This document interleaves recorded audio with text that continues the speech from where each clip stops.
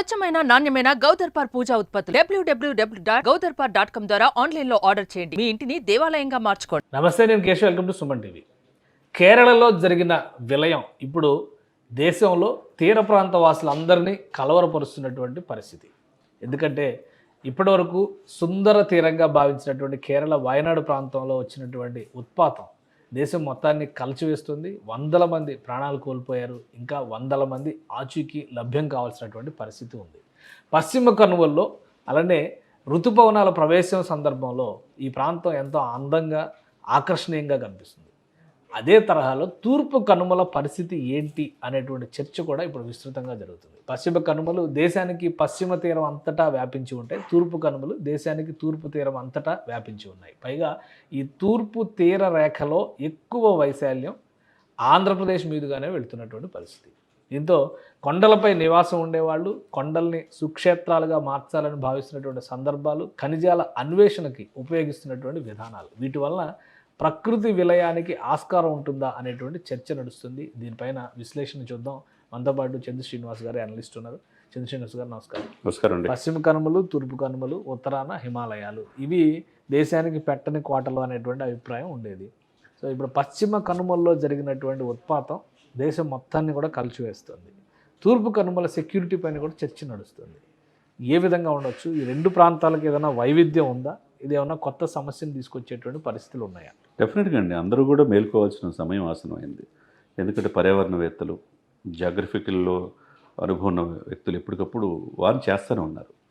మీరన్నట్టు పశ్చిమ కనుమల్లో ఈరోజు వాయనాడు పరిస్థితి చూస్తే ప్రకృతి రమణీయతకు మారిపోయారు కేరళ. అటువంటి కేరళలో దాదాపు 365 మంది చనిపోయారంటే ఇప్పటివరకు 168 శవాలు దొరికినాయి. ఇంత శవాలు కూడా దొరకల. మొండెం దొరికింది, తల్ల దొరకల. అది చివరికి సోఫాలో కూర్చున్న అట్లట్లా చనిపోయారు పిల్లలు.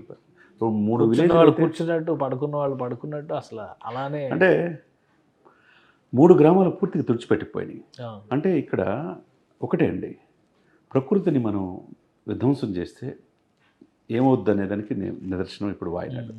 మీరన్నట్టు పశ్చిమ కనుమల్లో ఉన్న సుందరమైన వనాలే ప్రకృతి రమణీయత మారుపేరైన ఈ మొత్తం కంప్లీట్ కొండంలో ఏ విధంగా కొండచెల్లి విరుగుపడి ఈ రోజున 206 మంది గల్లంతా ఇంతవరకు దొరకల. ఇదే సమయంలో 93 పునరావాస కేంద్రాలు 10,000 మంది పైన ఉన్నారు. పిండ్రపు విజయ్ అని చెప్పి ముఖ్యమంత్రి తను శాయశక్తి ప్రయత్నం చేస్తారు. అదే సమయంలో కేంద్ర మంత్రిగా ఉన్న సురేష్ గోపి గారు కూడా ఆయన చూడండి మిలిటరీ వాళ్ళతో కలిసి స్వయంగా వెళ్ళేసి తను 3 కోట్ల రూపాయలు తను సొంతంగా ఇచ్చడంతో పాటు దీనికి తెలుగు వాళ్ళైన చిరంజీవి గారు, రామచంద్ర గారు ముందుకొచ్చి 1 కోటి రూపాయలు ప్రకటించడం మనం మిగతా వాళ్ళు కూడా స్ఫూర్తిగా తీసుకోవాలి. నటీనటులు 10 లక్షల నుంచి 25 లక్షల వరకు వాళ్ళందరూ కూడా చేయాల్సిన అవసరం ఉన్నది. ఎందుకంటే మన దేశంలోని ఒక భాగం కేరళ. అటువంటిది పశ్చిమ కనుమలు ఇలా జరిగితే రేపు తూర్పు కనుమల పరిస్థితి ఏంది? మనకి దాదాపుగా ఒడిశా నుంచి అప్ టు తమిళనాడు వరకు నీలగిరి అంటే మధ్యలో ఆంధ్రప్రదేశ్ ఎక్కువగా ఉన్నది. దీనికి 75,000 కిలోమీటర్ల చదరపు కిలోమీటర్ల విస్తీర్ణం ఉంది. అంటే ఇక్కడ యాక్చువల్గా చూసుకుంటే పశ్చిమ కనుమల కంటే తూర్పు కనుమలు పురాతనమైనవి. మరి రేపు పరిస్థితి ఏంటి? మీరన్నట్టు ఇక్కడ బాక్సైట్ గనులు తవ్వకాలు జరుగుతున్నారు. మనకి ఎప్పుడు విశాఖ మన్యం అంతా కూడా అదే డిస్కషన్ కదా. దాని మాటన ఇప్పుడు ఒడిస్సా, ఏపీ, తెలంగాణ, కర్ణాటక, తమిళనాడుకి విస్తరించి ఉంటుంది ఈ ప్రాంతం. ఏది? తూర్పు కనుమలు. ఈ తూర్పు కనుమలను ఇప్పటికైనా మనం ఎలర్ట్ చేసుకోకపోతే ఆ కొండలపైన ఉన్న ఏముండే వాగులు ప్రవహిస్తూ ఉంటాయి. మరి ఈ కనుక కంట్రోల్ చేసుకోకపోతే ఆ కొండ చెర్లు విరిగిపడి ఇప్పుడు ఊళ్ళకే ధ్వంసం అయిపోయింది. దానికంటే ప్రమాదకరమైన మన గంటికలు మనకి ఈ యొక్క తూర్పు కనుమలు కాపాడుకోవాల్సిన ఉంది.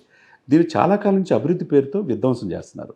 దీంతోపాటు ఎంతమంది చూసుకుంటే అండి మనకు గనులు త్రవ్వకాలు మనకి ఒడిస్సా చూసుకు మీరు అన్నట్టు విశాఖపట్నం తీర ప్రాంతంలో బాక్సైట్, లిగ్నైట్ గనులు గురించి చేస్తున్నారు.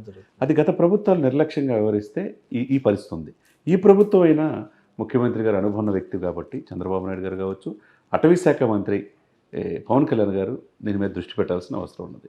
ఎందుకంటే మన యొక్క వనరులు మనం కాపాడుకోవాలి.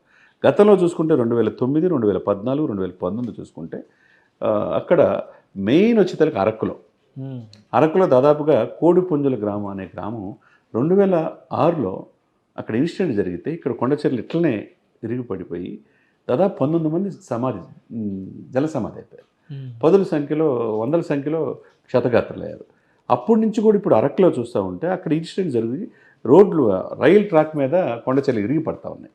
మరి దీన్ని కాపాడుకోవాల్సిన బాధ్యత ఇప్పుడున్న ప్రభుత్వానికి ఉన్నది. ఎందుకంటే ఈ తూర్పు కనుమలు ప్రకృతి రమణీకి ఎట్లయితే పశ్చిమ కనుమలు ఉన్నాయో తూర్పు కనుమలు కూడా మనం అప్ టు ఈ 4 రాష్ట్రాలకు విస్తరించింది కాబట్టి ఈ ప్రకృతిని ఇప్పుడు కాపాడుకొని ప్రకృతి విధ్వంసకరమైన ఈ యొక్క దక్షిణ ఒడిశాలో బాక్సైట్ గనులు ఉన్నాయి సార్. తర్వాత బాక్సైట్ గనులతో పాటు త్రవ్వకాలు ఎక్కువగా జరుగుతున్నాయి. ఈ త్రవ్వకాలు జరిగిన తర్వాత ఏమవుతుంది, రోడ్లు కోసం విధ్వంసం చేస్తున్నారు. తర్వాత ట్రాన్స్పోర్ట్ ఇది జరుగుతుంది. ఇవన్నీ ఇది మధ్య ఈ రోజున ప్రకృతి సమతుల్యం లేకపోబట్టి ఈ రోజున ఈ పరిస్థితి ఉంటే రేపు పరిస్థితి ఏంటనేది మనం ఆత్మపరిశీలన ప్రభుత్వాలు చేసుకోవాల్సిన అవసరం ఉంది. అదేవిధంగా వీటితో పాటు గవర్నమెంట్స్ కూడా ఈ పాలసీస్ని ఏదైతే పర్యావరణానికి ఇబ్బంది కలిగే వన సంరక్షణ అనేది అవసరం, వైల్డ్ లైఫ్ యాక్ట్ తీసుకోవాలి. ఏదైనా సరే దీని ఆదాయం అంటే మన అడవుల్ని ఇచ్చేయటం కాదు. ఇలా చేయబట్టే కేరళలో కూడా సాక్షాత్ అక్కడ ఎంపీ చెప్తున్నాడు, అక్కడ గనుల వల్ల ఈ త్రవ్వకాల వల్ల ఈరోజు ఈ పరిస్థితి వచ్చింది అనేది.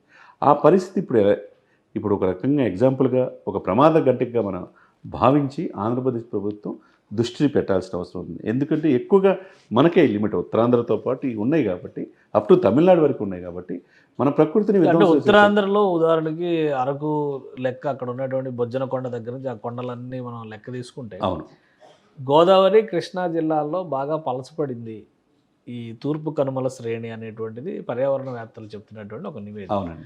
ఆల్మోస్ట్ ఇప్పుడు మనకు సంబంధించినటువంటి ఫారెస్ట్లోని దండకారణ్యం కావచ్చు, ఇటు కొండపల్లి ఫారెస్ట్ కావచ్చు, ఇటువైపు తలకోన కావచ్చు, నల్లమల కావచ్చు, ఇవన్నీ కూడా ఈ కొండల్ని బేస్ చేసుకునే ఈ అడవులన్నీ కూడా డెవలప్ ఉంటాయి.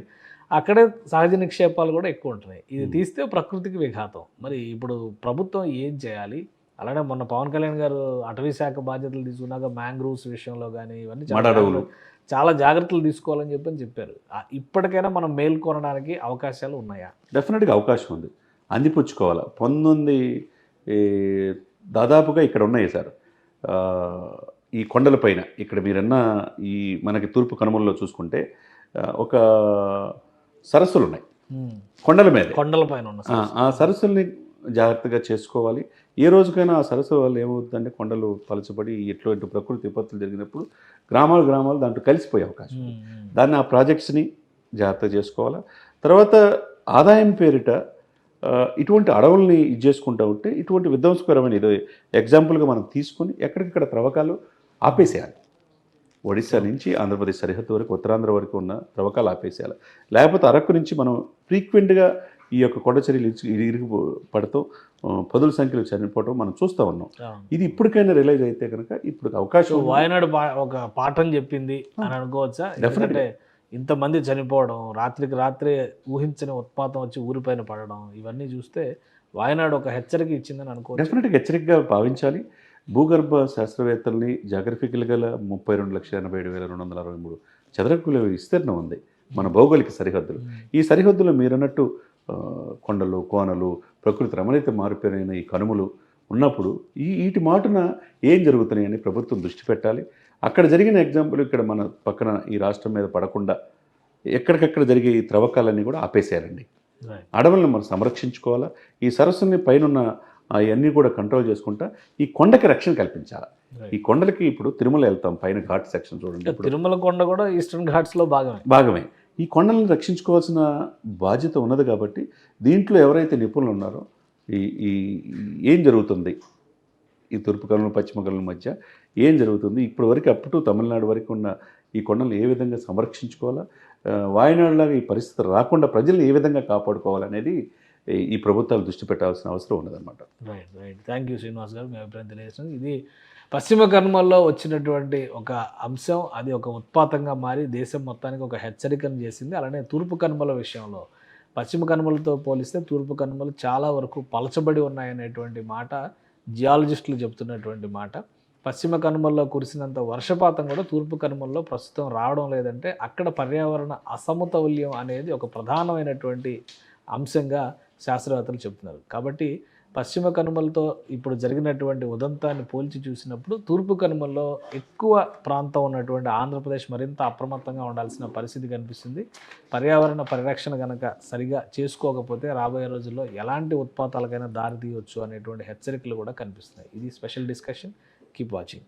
సుమన్ టీవీలో మీ పర్సనల్ అండ్ బిజినెస్ ప్రమోషన్స్ కోసం కింది నెంబర్కి కాంటాక్ట్ చేయండి.